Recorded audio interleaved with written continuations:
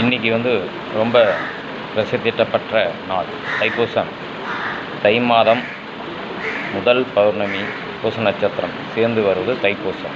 இந்த தைப்பூச திருநாளில் எல்லா முருகர் கோயிலும் இன்று பக்தர்கள் குவிந்து முருகப்பெருமானுடைய அருளை வாங்குவார்கள். இந்த நேரத்தில் நம்மளுடைய முருகப்பெருமானை நம்ம போய் தரிசித்துட்டு வந்தால் அவருடைய அருள் நிச்சயமாக கிடைக்கும். இன்றைக்கி முருகப்பெருமான் அன்னை பார்வதியிடம் சிவனிடம் குவித்து கொண்டு ஞானபலத்தை கொடுக்காத நாள், ஆண்டுகோலத்தில் நின்ற நாள் இந்த தைப்பூச நாள் திருநாள். இந்த திருநாள் நாளில் அனைத்து கோயில்களிலும் விசேஷ நாளாக இருக்கிறது.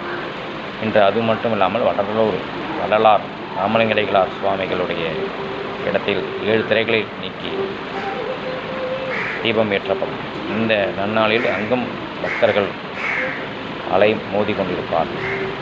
இந்த நன்னாளில் நாம் சென்று இங்கு அனைத்து முருகன் கோயிலும் விரதம் இருந்து அவரை அருளை பெறுவோம்.